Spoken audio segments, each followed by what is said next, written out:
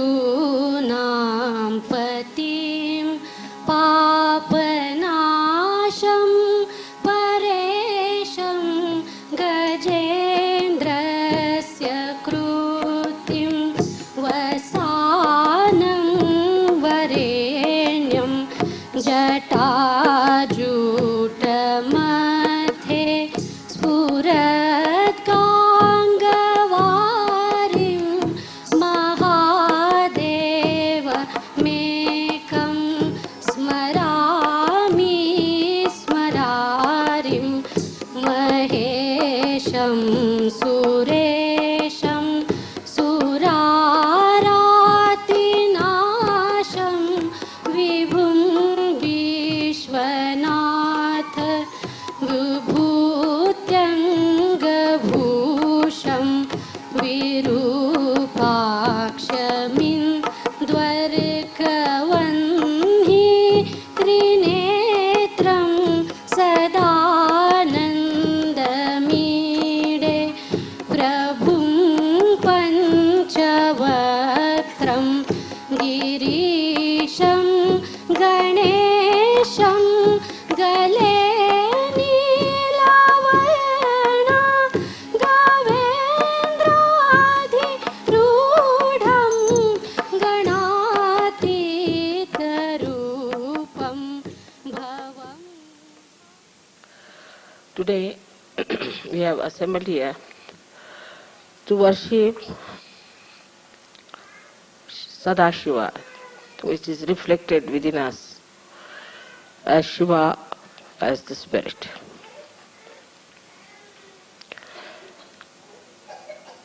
He is reflected in our heart. And as you have seen that the goal of our life was to achieve the state of spirit.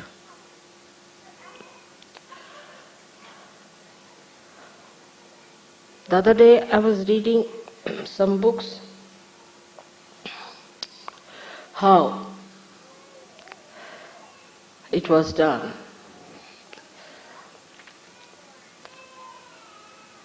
With self-realization, to know the spirit, and how people were tortured. First of all,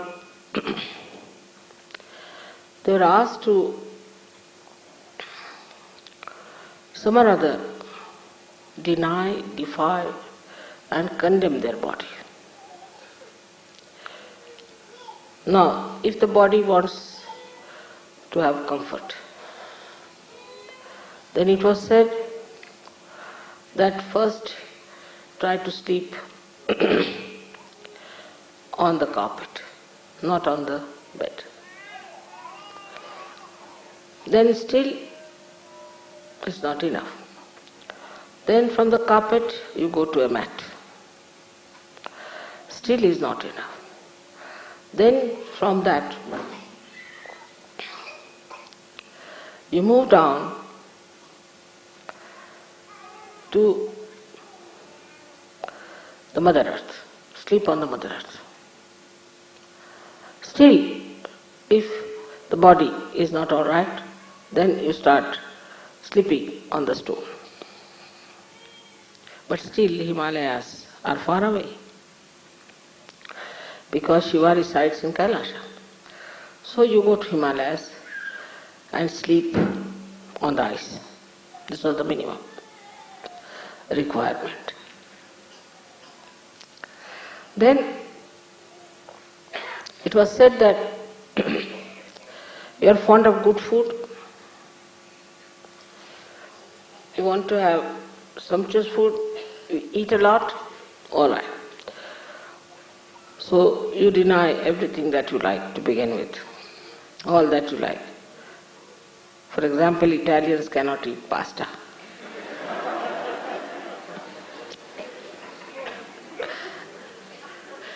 Then deny that. But that's not sufficient. After that, you start eating things which are very bitter. As in the Zen system, they give you to eat something which is like quinine raised to power 108, which is absolutely bitter or absolutely sweet. So put your tongue into test. But still the stomach is there. So if you are eating too much, you fast for 1 day. That's not sufficient. Then fast for 7 days. Then for 40 days. The month has got to be 30 days. To fast for 40 days means you are already finished. That's how if you have to do your penance for nirvana. As it is you get a nirvana because you are finished and dead, you see. Nothing is left out of you. Nothing but bones, and these bones then become nirvana. Ultimately the death follows, so you are finished and there is nirvana, no doubt about it. Then you don't live in a house, because house is comfort. Give up your wife, give up your children, give up everyone. Now wear only one something, like a cloth tied round. And go and ask for alms from people.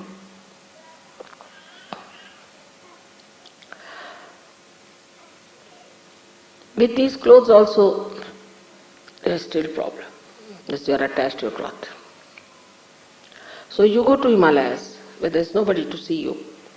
Take out your clothes, and in that cold, you stay there completely shaking. Then you will get your nirvana. As it is, you get nirvana.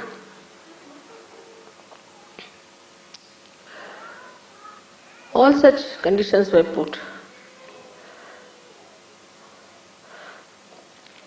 as to destroy the demands of your body to begin with. You tell your body, no, nothing doing, you better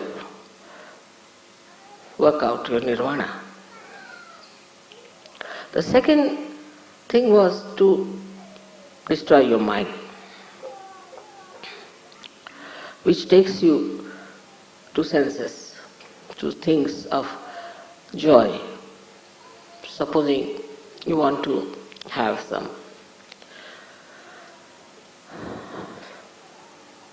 something very much. So, deny that. Anything that your mind tells you, just say no to. In Sanskrit, the shloka is like this: yan neti vachaner nigamo, which you want to say no, not this. And then you can discuss only nirvana. Before that, you are not even worthy of discussion of nirvana. When I read this book, I said, Baba, I give up. It's too much.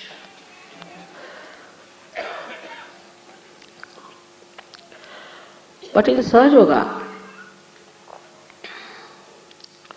it's the other way around. Like building first the pinnacle of the building and then the foundation. Opening your Sahasrara was the first thing was achieved. And then in the light of the Sahasrara, you have to watch yourself and see for yourself. Gradually the introspection was a better thing. Through vibrations, is to see why I want this, why my attention goes to my comfort, why my attention goes to food, why to my family, why to my children, when I have to achieve the highest. So you start introspecting yourself. Then you know on your vibrations also there's something wrong with you. Then you don't try to see others. What's wrong with others? You start seeing yourself. Because it's your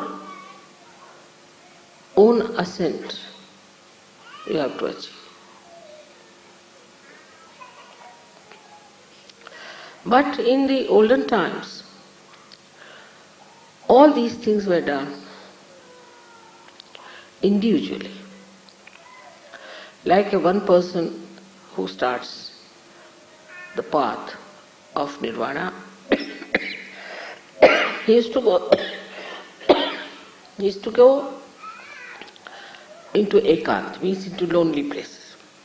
Stay away from people, avoid them, have nothing to do, and achieve this ascent, self-realization only for himself. It was not for others. Then this gentleman became absolutely exclusive.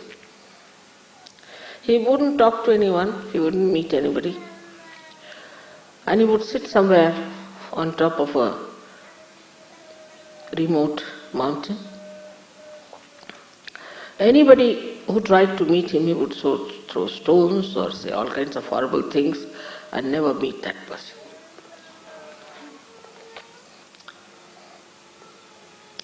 But Sahaja Yoga is not the same. Sahaja Yoga is the ascent of the whole. This kind of singular achievements did not lead people anywhere. Saints, of course, tried to talk to people, tell them about self-realization, about God, about righteousness, about value system. But they too were regarded as something strange and were tortured and troubled. So, on the level of an individual ascent, they couldn't do anything for others except for talking about it, telling about it, till Sahaja Yoga came. Even the talking about it was prohibited. Till the 12th century in India, nobody talked about it to the public. It was all in Sanskrit, very difficult Sanskrit books, which were only available to few aspirants, was explained to very, very few even, amounting to few numbers of people. But giving realization was denied. So only one master had one disciple. And all was the individual ascent, individual working up.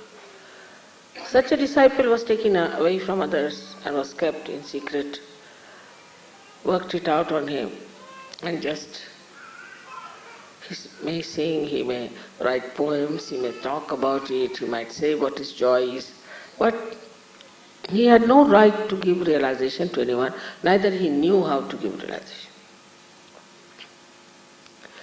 So now you see how far you have gone.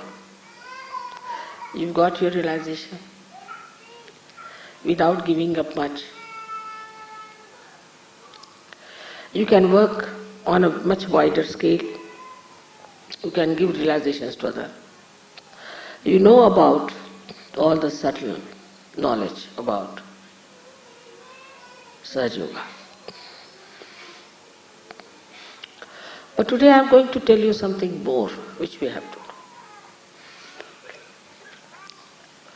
It's very important to know, because as was described by people, that they practice Sahaja Yoga as they go to church,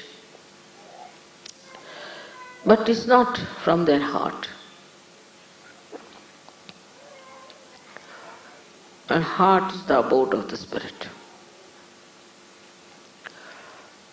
It's the Shiva within us. So we have to know more about heart, and that is very important. You know about these three nadis we have, Ida, Pingala, Sushumna. But in the heart there are four nadis. And the one nadi goes to Muladhara.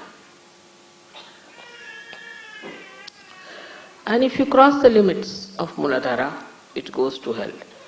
That's why they say that Shiva is a destroyer.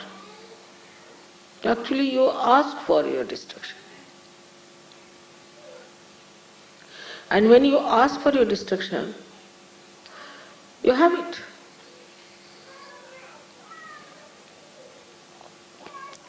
Even if it destroys anything, as I was telling, it's like when a fruit has to come, the petals look as if they are destroyed. As I have destroyed, I would say, many of your things, you can call it like your conditionings, your ego, your racialism, your fanaticism, all this has been destroyed in Sahaja. This has to be destroyed for the beauty to come out.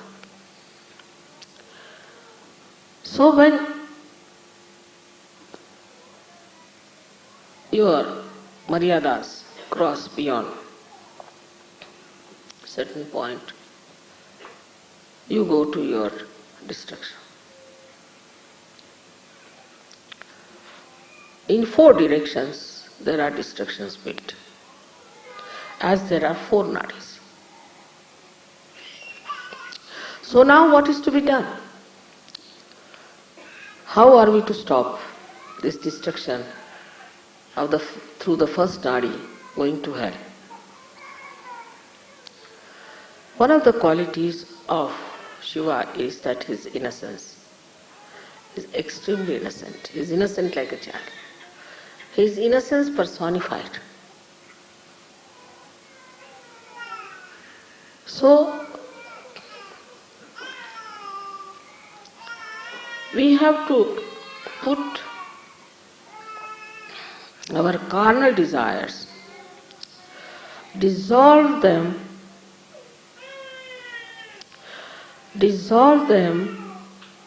into the innocence, the ocean of innocence. You have to dissolve it in the ocean of innocence. Innocence is something to be appreciated, to be understood, to be enjoyed. Like you see animals, they are innocent. You see children, they are innocent.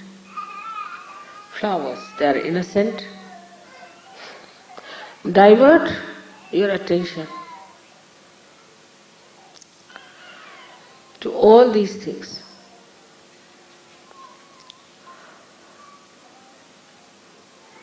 You see, on walking on the street, what is there to see best? Is all at 3 feet height. You see at 3 feet height all the flowers, all the beautiful grass, all the children who are about 3 feet are the best. We need not see people who are above that. Just see on 3 feet level.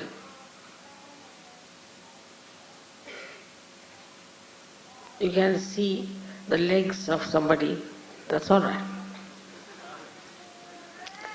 But you don't see the eyes of a person who are not innocent.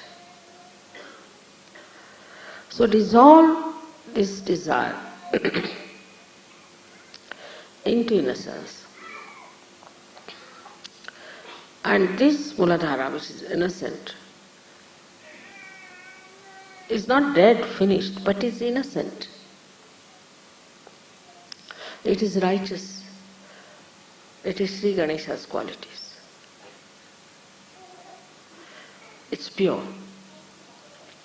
So even if you are in this world, even if you are living like a human being, Even if you have children, still you are innocent.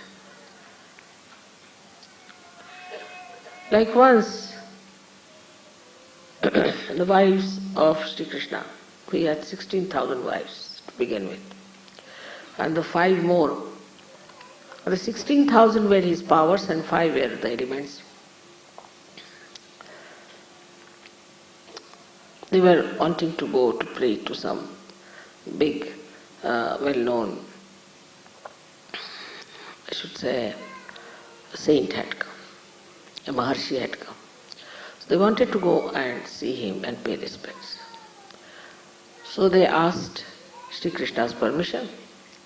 But when they went, they found the river was all in speed.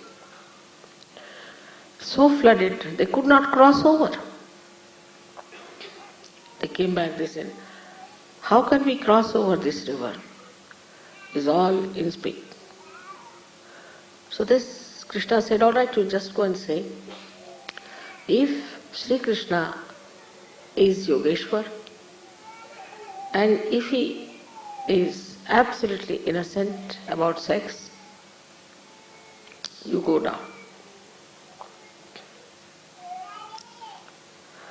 They said, how can we have so many wives, what is he talking about? So they went down and said this to the river, and the river went down, and they were surprised that this husband of ours is saying all these things.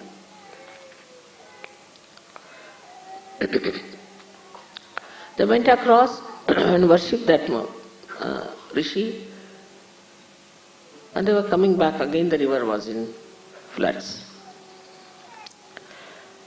So they went back to the rishi and said, now how are we to cross over because it's in floods? They said, how did you come? So they told the story of Sri Krishna. Now they had fed this rishi with food and fruits and he had eaten such a lot. All right, you go and tell this river that this rishi has not eaten at all anything. He said, how can it be? Just now you ate before us. He said, just go and see. They went back and told this to the river. The river again went down. So to live in this world, to be a wife or to be a husband, to be married, whatever it is, you can be innocent, absolutely innocent about it. That's the sign of your purity. The second nadi, the second channel that can take you to destruction is desire. That's why Buddha has said that desirelessness is the only way that people do not get old, nor sick, nor worried.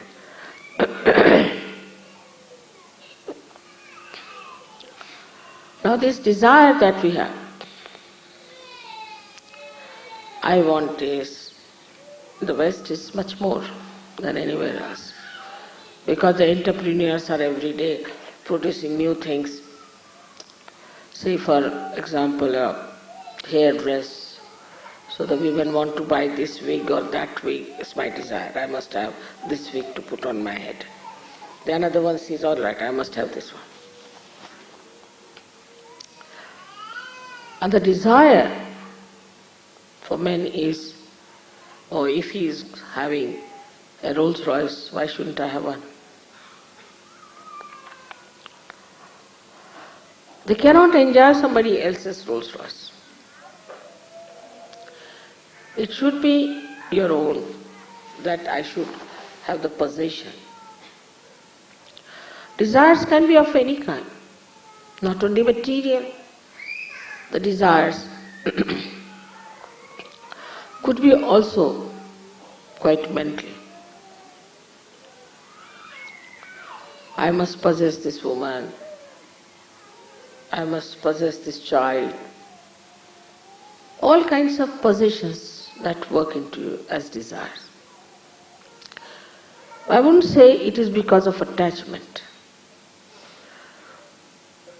It's not attachment, but it is just to have more.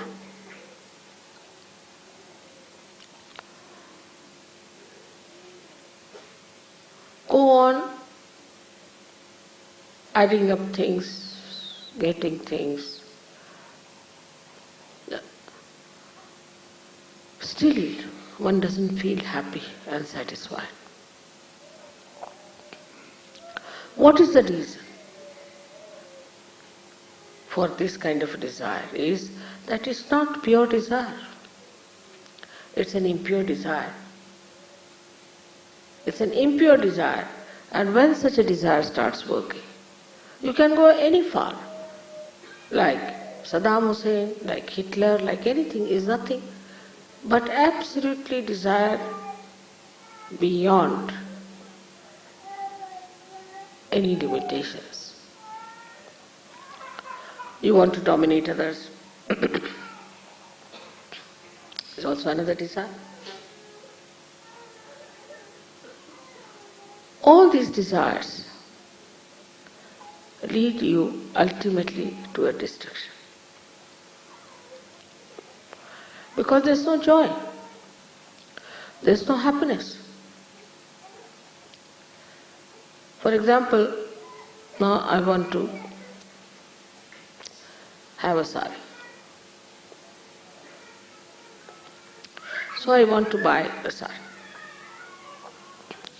All my attention will be, how will I get that sari? I must get that sari, this thing, that thing. The attention becomes polluted, disturbed. For a nonsensical thing like a sari, the attention which has to enjoy the spirit, which has to nourish the spirit, becomes disturbed because of desires. In the first place, the attention is disturbed because we are not innocent. In the second place, the attention gets into turmoil because we have desire.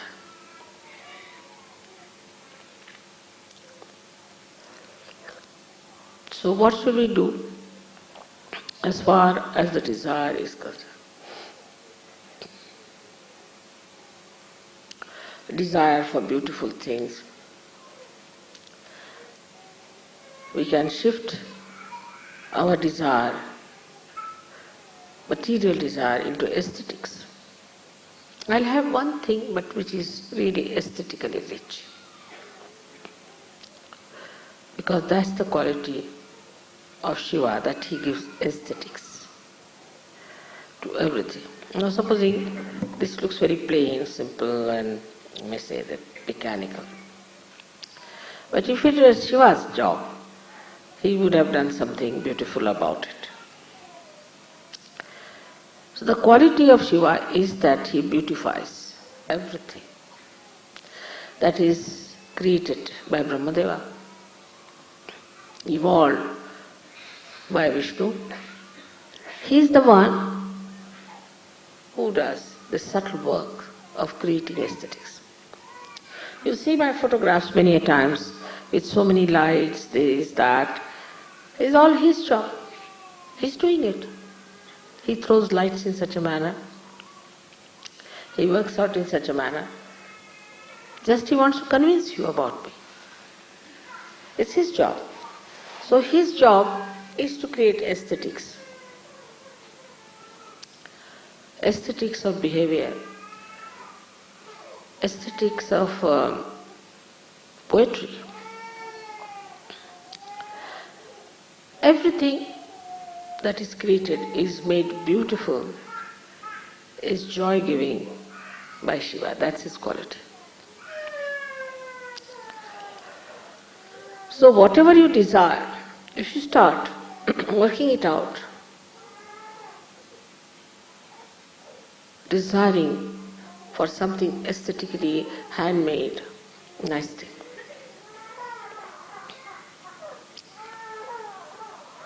gradually you will find you will end up with vibrations. Because all beautiful things have vibrations. And to have the vibrations, you'll have to go to pure desire.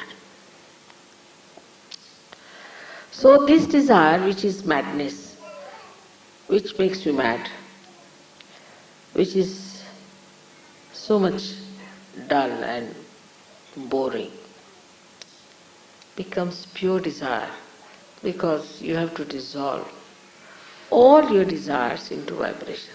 You start desiring nothing but vibrations after some. You will not buy anything which has no vibrations. You will not talk to a person who has no vibrations. If somebody has vibrations, you will just run away.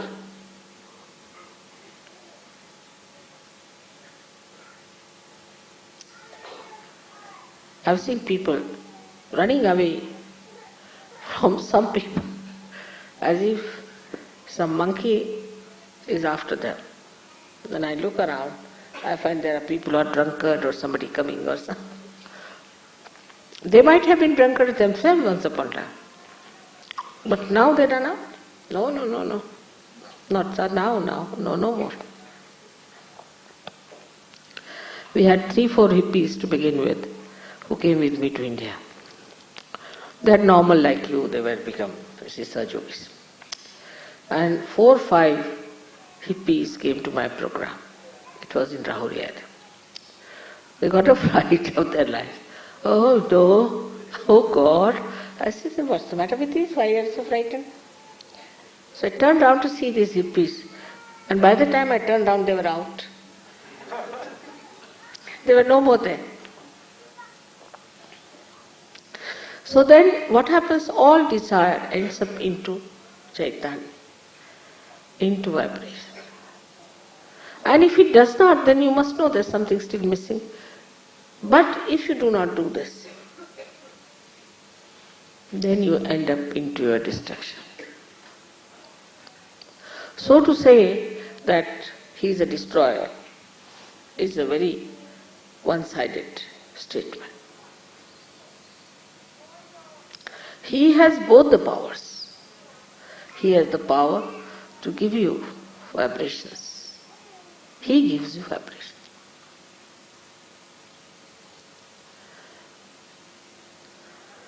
The goddess is the power, Shakti. But he makes the vibrations. It's like these are the fingers, all right. But if they tickle you, then it's Shiva.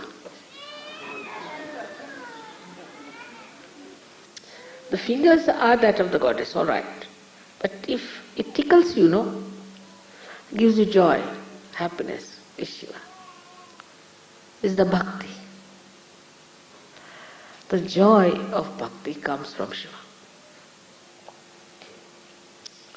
Today only I was explaining how one lady who was a Devi Bhakt and has done so much study of bhakti and all that and knew so much, just merged into me. I just couldn't understand her, what she has done. Because normally people don't do. When they are reading about Devi, they think, all right, this is Devi, this is Mataji. It's separate things. They don't know they are reading about Devi. So she said, Mother, I just identify. It's written that how you are gentle. The goddess is gentle. How she touches me. How she looks after me. How her attention is on me. Like there's a sentence, Kataksha, Kataksha, Nirikshan. Every glance is an inspection. Not inspection, not a very good word, but Nirikshan means inspection, divine inspection. So all the time I feel that it's you are all the time. When I listen to music, I feel now, see, she's looking at me. She's feeling me. She's nourishing me. All the time I feel your love. That's how the bhakti comes in. So if you have vibrations, that doesn't mean that they are something dry. See? No. It means the joy of bhakti. Bhakti is, you call it adoration, this, that. But it's the ocean of love that is God. You just get drenched into it. There's no words to it.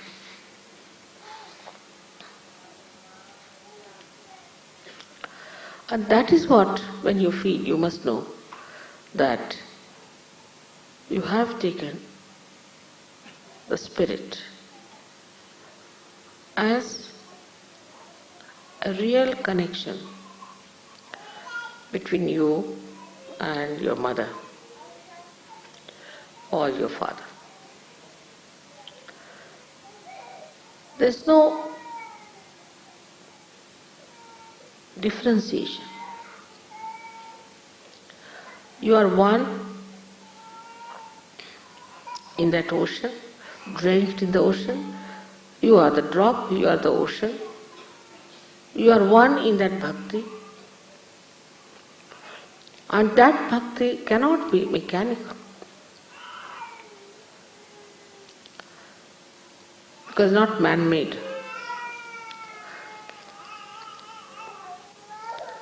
So to enjoy Sahaja Yoga, you must know that it's not dry vibrations only, but it's the bhakti. That is the joy of Shiva's quality, the quality of joy that he adds to our life. Everything seems to be surrounded, resounding, same thing, the joy. That I am loved so much by God, that God loves me, that I have a meaning in life, then the ego drops out, first of all. And also the conditionings drop out.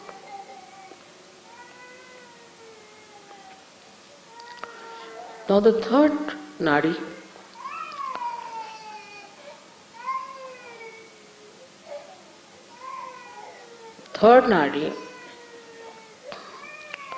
is the nadi by which we feel attached.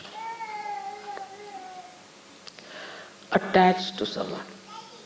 Like, this is my child, this is my husband, this is my family, this is my wife, this is my father, this is my mother. In the beginning of Sahaja Yoga, of everyone, when they are just the beginners, so they talk about their whole family. My father is like this, my mother is sick, my mother's sisters, brothers, this, that, real, this thing is not well. As if, you see, we all have taken a contract. What should I do? Like today somebody said that, you see, they lost their first child. First child they lost. Because the child was sleeping in another room. I said, small children should sleep with mother, and mother must look after the children. It's a simple thing. I mean, in India, no mother would accept such a situation. She'll throw away the husband. So what's this? I have to look after the child. So I said, tell them that they should sleep with the child. So that they don't believe in it. It's all right. What can we do? Have we taken their contract that we should look after their children even when they don't want to listen to us? So the idea is all the time, in the beginning, is that, oh mother, I have been doing Sahaja Yoga for 1 month, but so far my financial condition has not improved. As if they are going to sue me for that. As if I have let them down. But they don't want to see that you have just now come to Sahaja Yoga. Or even if you have been in Sahaja Yoga for so many years, you have not been a Sahaja Yogi. Something missing, you don't deserve something wrong with you, not with Sahaja. But they feel that Sahaja Yoga is something which has got the contract. Immediately they'll inform you. Now somebody is sick there, somebody, send 5 Sahaja Yogis. For what? These attachments start working within us. Now some people I've seen very attached to their children. And they go on pampering, my child. And suddenly they discover the child is a devil's child. The child starts answering back, saying all kinds of things, beating the parents, misbehaving. And then they suddenly discover that this is the child whom I have been looking after, giving so much love. And they feel even worse because I have done so much for my wife and she is treating me like this. I have done so much for my husband and he is treating me like this. Why do you do so much? There is no need. If you are doing it, you just do it and forget it. I never feel that way. I know of Sahaja Yogis for whom I worked very hard and they have gone down. Only thing, if I feel anything, God knows where will they jump, where will they be in hell, what will happen to them. That's the only concern. Not the concern what has happened, because nothing can happen to me. But if they have been sinful, I just get worried about their future, about their lives. That's different. So this kind of attachment, that is, we call it Sanskrit, is mamatva. This is mine, that's my child, my this thing, my that. Who are your relations are Sahaja Yogis. Remember this. It's the sentence you must remember. My relations are Sahaja Yogis only. And anybody who plays against Sahaja Yogis, troubles Sahaja Yogis, that person could be my own wife, could be my own child, is not mine. I will not allow such a thing to happen. This relationship is all right till Sahaja Yogis are one with each other. As soon as somebody tries to harm any other Sahaja Yogi, then I am not with that person. I have seen there are many like that, but very good Sahaja Yogis. They will never side with their wives, never side with their children. Because they know, if you are siding with them, you are making them sinful. You are destroying them. They are worried about their ascent. So they never allow anybody, a relation of theirs, to trouble others. I have seen some children who are extremely naughty, very troublesome, very violent. And the parents just saying, Mother, put them right. We leave it to you. They are to be put right. But others may say, oh, no, you see, my child, he cannot do such a thing. So, one has to understand the discrimination part of it. That, why am I attached? I have given this simile many a times, like the sap of the tree rises, goes to various places of the trees, various areas, looks after the bark, looks after the branch, looks after the leaves, flowers and fruits, and comes back. Or it gets evaporated, doesn't get attached. If it gets involved into one of them, the whole tree will die, and that part which is so close to the sap will also die. But sap has much more sense than we have.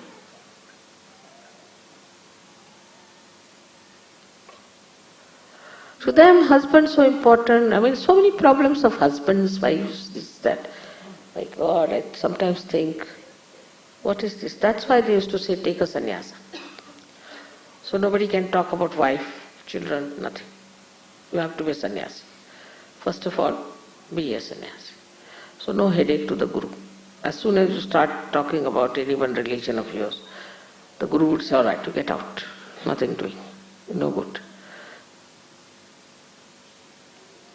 But in Sahaja Yoga has much deeper work to do. It has to penetrate into the society, into the political life, into economic life. You have to emancipate the whole world. Try to understand your responsibility. They are not only here for one ascetic ascent. No. How much wisdom you must have, how much love you must have, and how much discrimination you must have to understand that you are chosen for the emancipation of the whole world.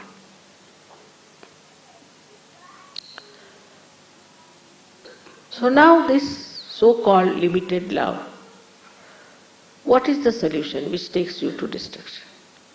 Is the unlimited love. Because Shiva is nothing but love. He is love.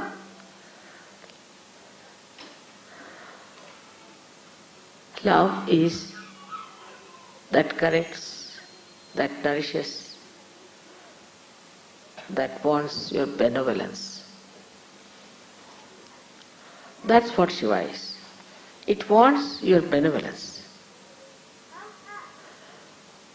It looks after your benevolence. So when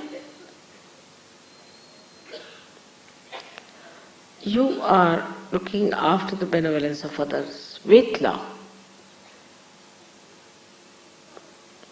then the whole life changes.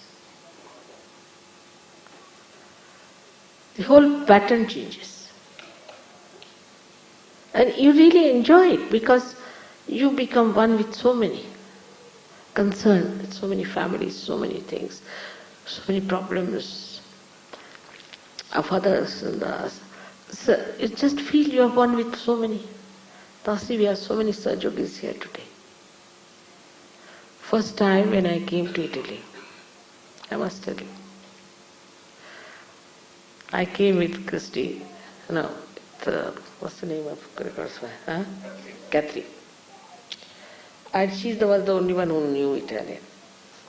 And we had told some newspaper to reserve some sort of a hall and advertise for us. Nothing was done. So when we came, we couldn't find anyone. So I went round with her to put the posters. But still nobody came. And today we are so many. But we must know that we are bound to each other by love. And the love that is for our benevolence, for our ascent. And then you just start enjoying everyone. Then you don't think what race you are, what country you are, what this thing you are, nothing. Sahaja, finished. So you become a universal being. And this attitude has to be achieved. When I hear that some Indian girls are tortured and troubled, I think, how can they do it? Or somebody who is black skinned, they are tortured. Or some Indians are treating somebody because they are of low caste. It's not possible because they are all part and parcel of one body. They are all brothers and sisters, born of the same mother. But this is only possible when you dissolve that limited relationship of yours into this great unlimited ocean of love. Then only it is possible. And if it is not there, do not try to justify. Just watch yourself. See for yourself. Are you really in love with everyone? You see, I would say that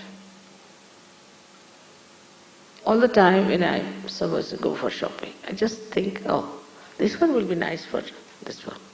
That will be nice for that one.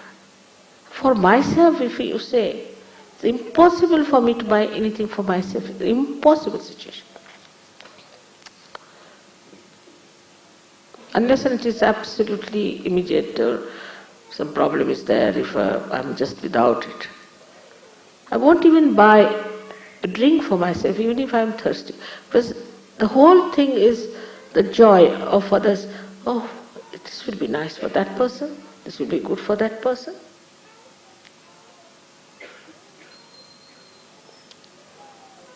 All this is the most enjoyable thing. I mean, why all this is for there? After all, think about yourself. Why am I here? I am here to enjoy everyone, everyone. They are all realized souls. Such beautiful lotuses.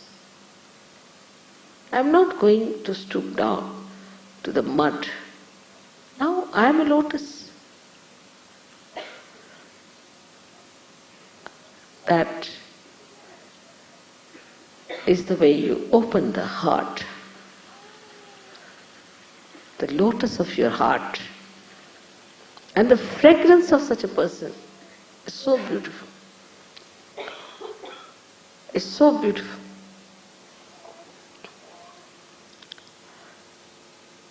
So you are no more divisive.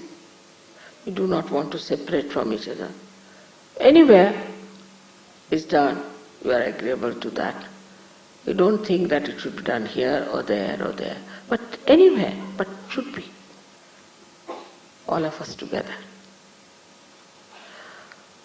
So, the small attachments that are with you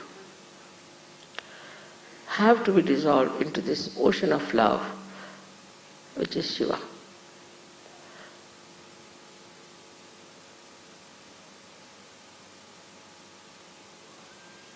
Fourth one is the most important for all of us, is to know that there is a nadi which passes through left Vishuddhi into the heart, starts from the heart, goes up, passes through Agya. It has 4 petals and opens up.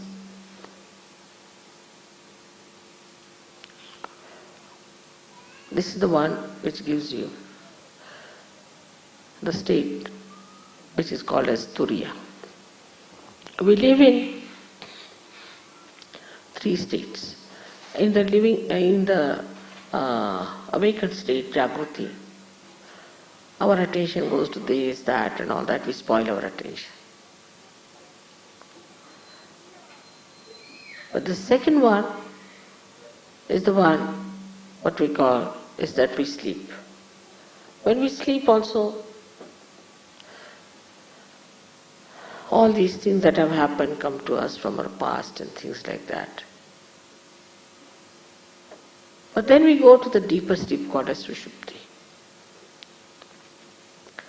It's a state where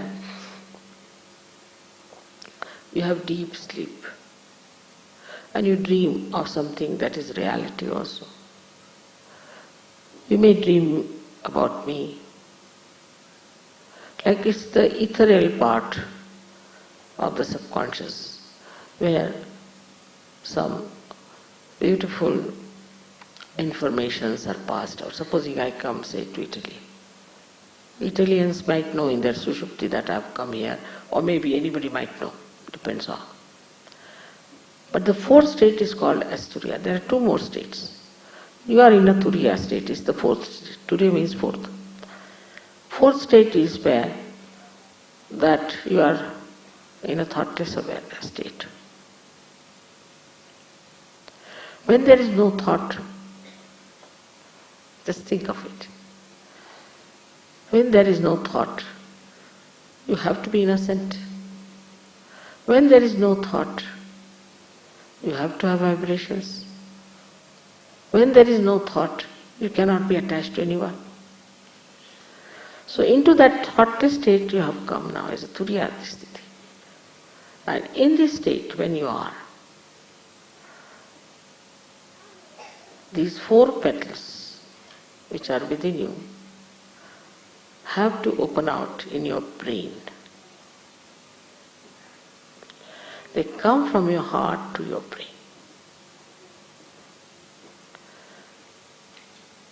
And that is when you absolutely understand what is God.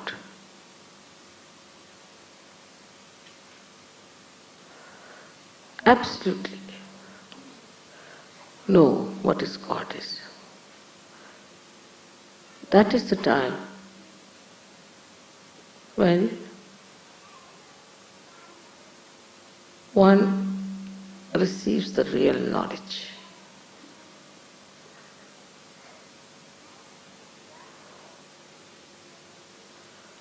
But unless and until these four petals open, one may fall back.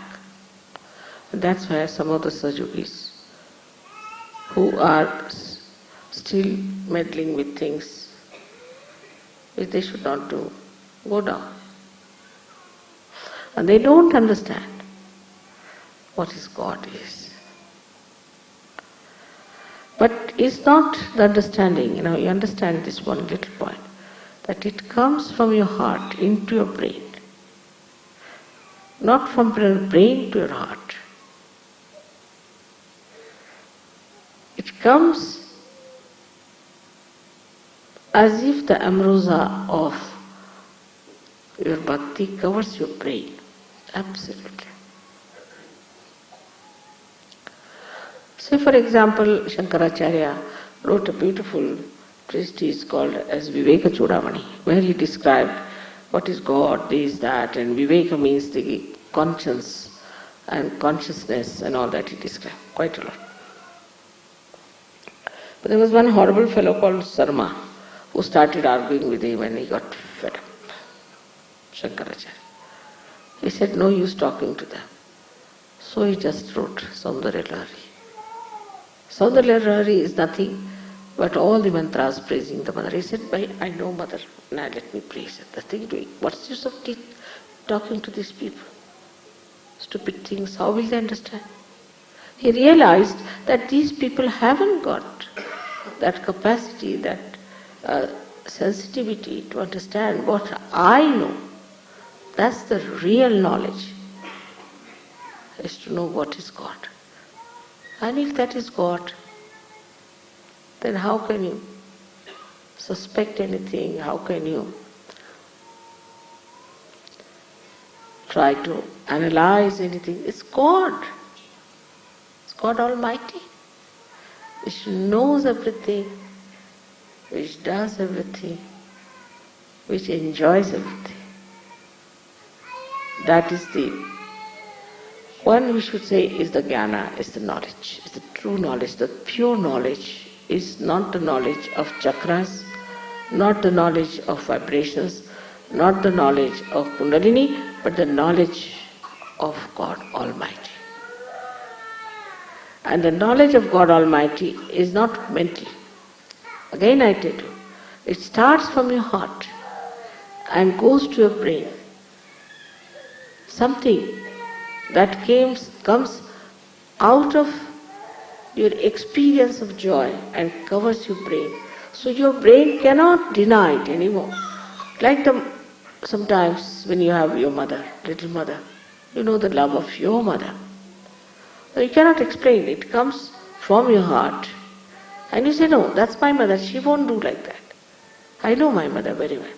The knowledge about your mother, the one who has given you birth, mother may not be very good or whatever it is. But knowledge about God, that He is love, that He is truth, that He knows everything, that just become part and parcel of your being. Absolutely. And that's the time we say is the Nirvana. So it's important, especially for the people of the West. Now open your hearts, because it starts from the heart, not from your brain.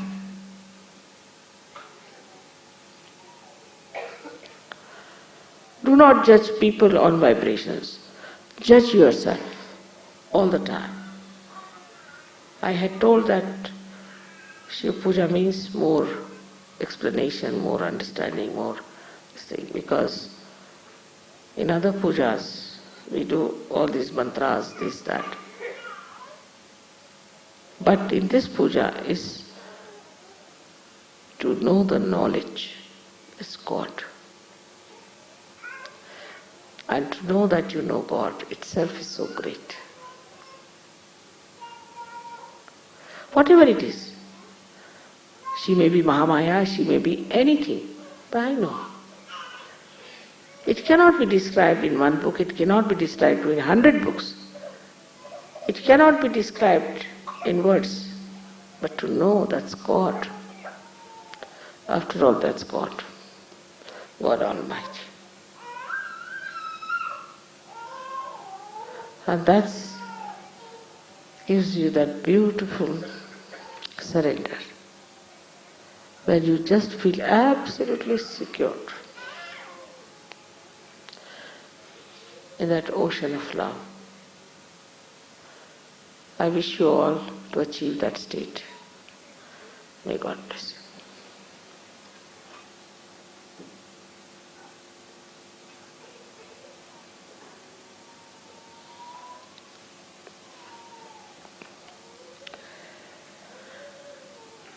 The puja is quite short, it's not so big, and this thing you see, first we'll do the puja of Ganesha has to be worshipped in any case. Then the Devi, little bit, and then only 108 names of Shiva will do.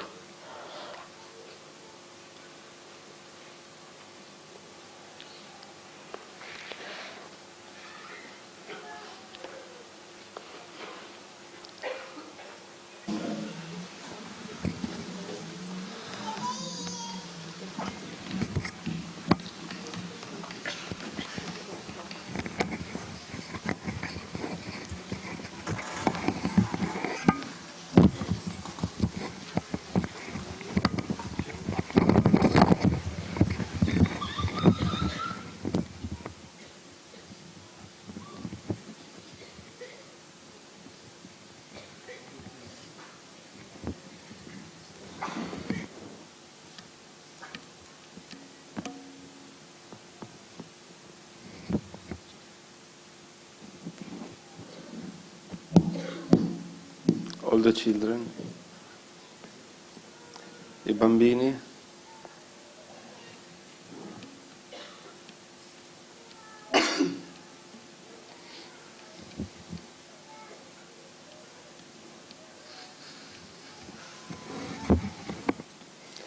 Tarvashisha.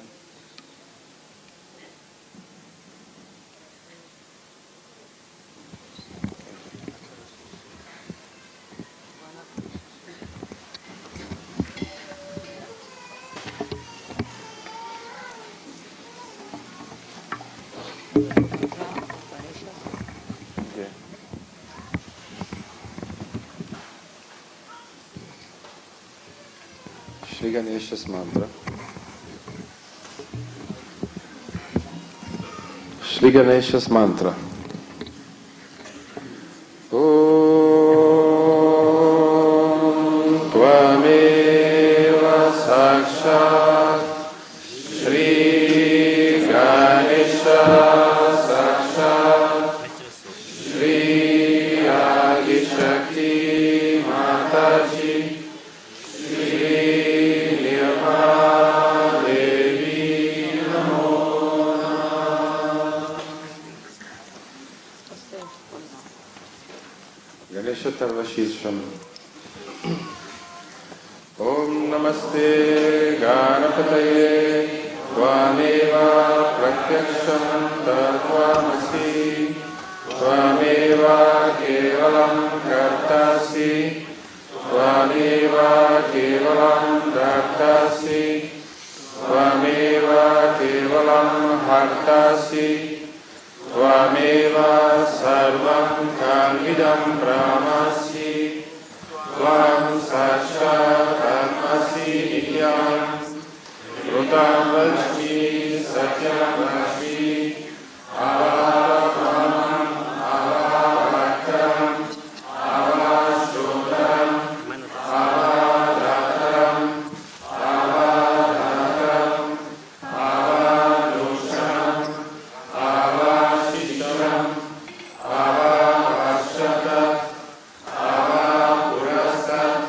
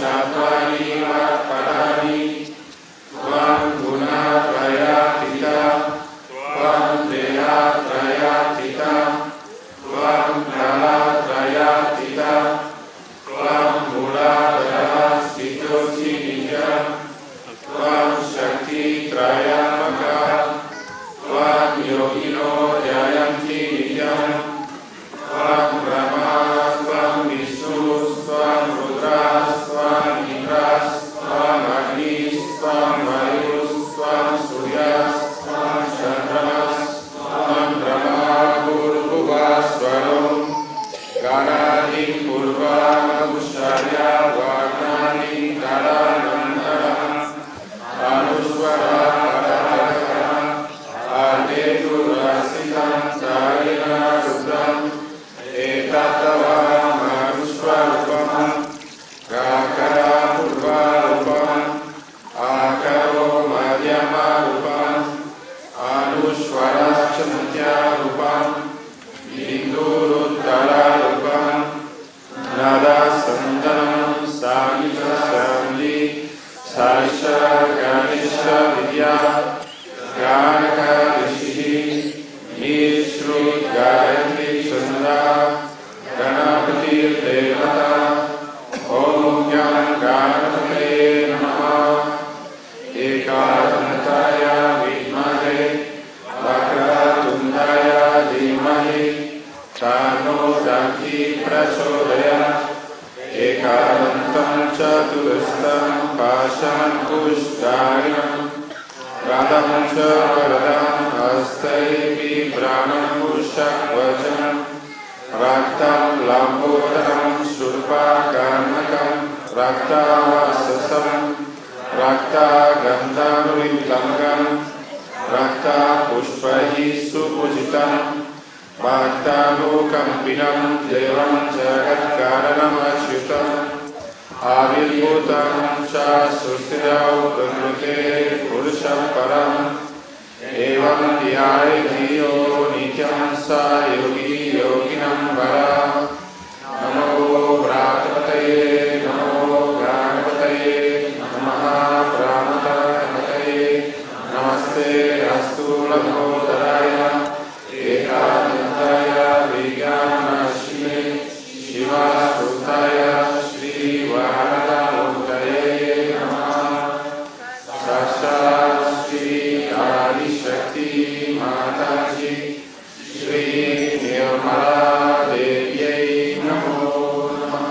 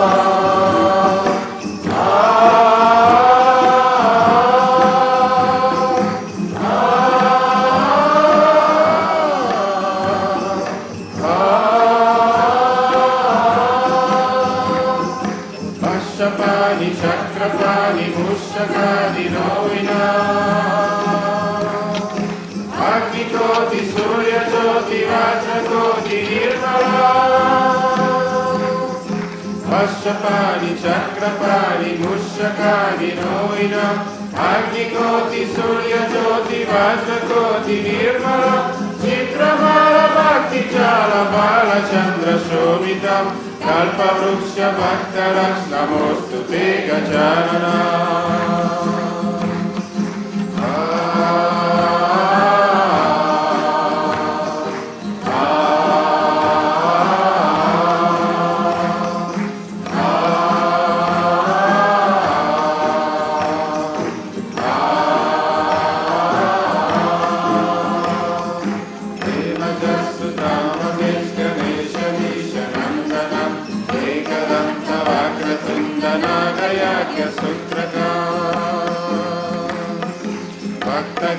Dhumranetra Shukla Vastra Vanditam Kalpa Vruksha Bhaktaraks Namostu Te Gajanana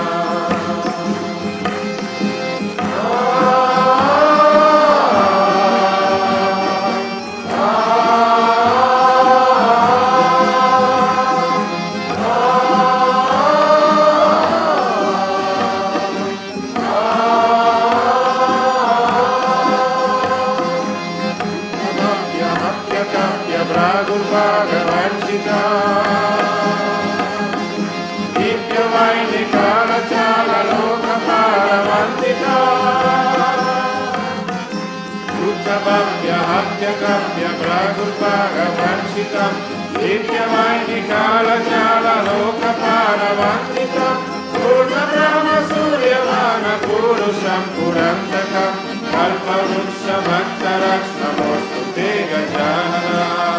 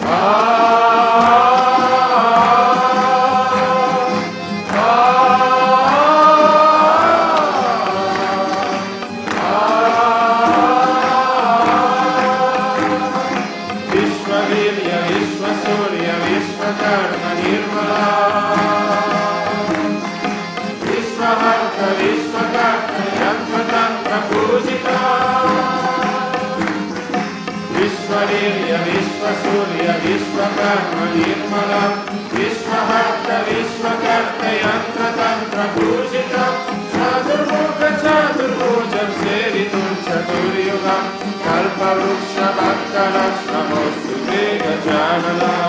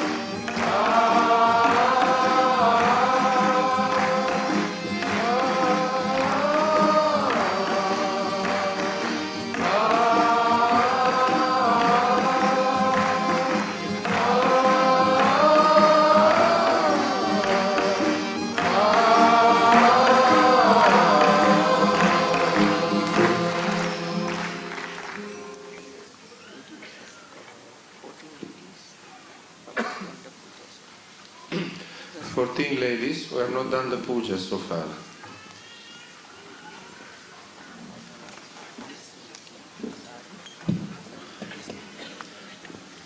Unmarried?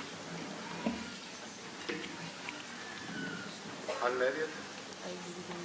Unmarried or married? Married or unmarried? Married. 14 donne sposate che non abbiano mai fatto il puja ai piedi di Shri Mataji.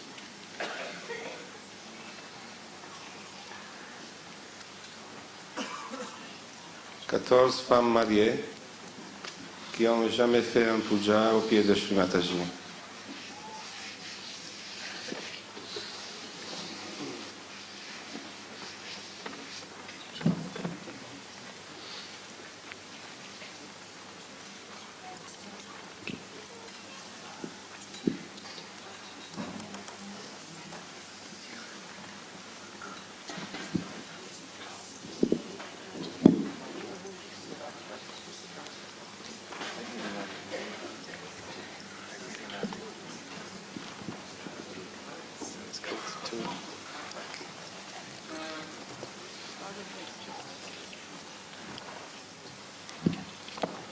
Sanskrit 2.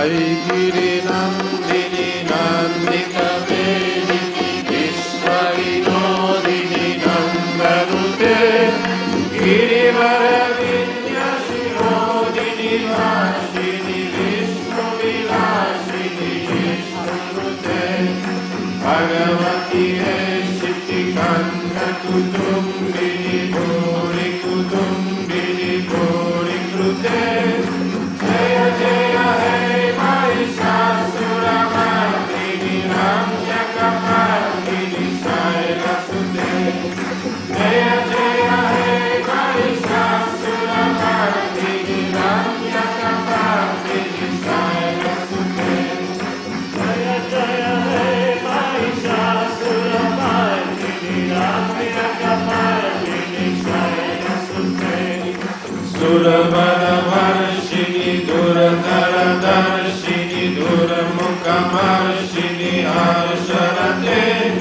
Tribhuvana Poshini Shankara Doshini Kilvishamojini Gosharate Tanujani Roshini Ksiti Sutta Roshini Duramuda Shoshini Sindhu Sute Jaya Jaya Hey Mahishasura Mardini Ramyakapardini Shaila Sute Jaya Jaya Hey Mahishasura Mardini Ramyakapardini Shaila Sute Jaya Jaya Hey Mahishasura Mardini Ramyakapardini Shaila Sute Aishatakanda Vigandita Runda Vitundita Shunda Gajasipate Ripugajaganda Vidarana Chanda Paragrama Shunda Mrugadipate Tijabujaganda Nipatita Chanda Vipatita Munda Vatadapate Jaya Jaya Hey Mahishasura Mardini Ramyakapardini Shaila Sute Jaya Jaya Hey Mahishasura Mardini Ramyakapardini Shaila Sute Jaya Jaya Hey Mahishasura Mardini Ramyakapardini Shaila Sute Tanuranu Shankara Narshana Sangha Parishkuta Dangana Tatkatake Kanaka Pishanga Pushatkani Shanga Vasatpata Shunga Hatavatuke Kruta Chaturanga Balashitiranga Katarvauranga Hatavatuke Jaya Jaya Hey Mahishasura Mardini Ramyakapardini Shaila Sute Jaya Jaya Hey Mahishasura Mardini Ramyakapardini Shaila Sute Jaya Jaya Hey Mahishasura Mardini Ramyakapardini Shaila Sute Jaya Jaya Jaya Jaya Jaya Shabda Parastiti Tappara Vishwanute Jana Jana Jinjita Jinkruta Nupura Sinjita Mohita Bhutapate Katina Nakana Natina Natanaya Kanadita Natya Yugana Rate Jaya Jaya Hey Mahishasura Mardini Ramyakapardini Shaila Sute Jaya Jaya Hey Mahishasura Mardini Ramyakapardini Shaila Sute Jaya Jaya Hey Mahishasura Mardini Ramyakapardini Shaila Sute Hai Sumana Sumana Sumana Sumana Sumano Harakanti Yute Shrita Rajani Rajani Rajani Rajani Rajani Karavakra Vrute Sunayana Vipramara Pramara Pramara Pramara Pramara Dipate Jaya Jaya Hey Mahishasura Mardini Ramyakapardini Shaila Sute Jaya Jaya Hey Mahishasura Mardini Ramyakapardini Shaila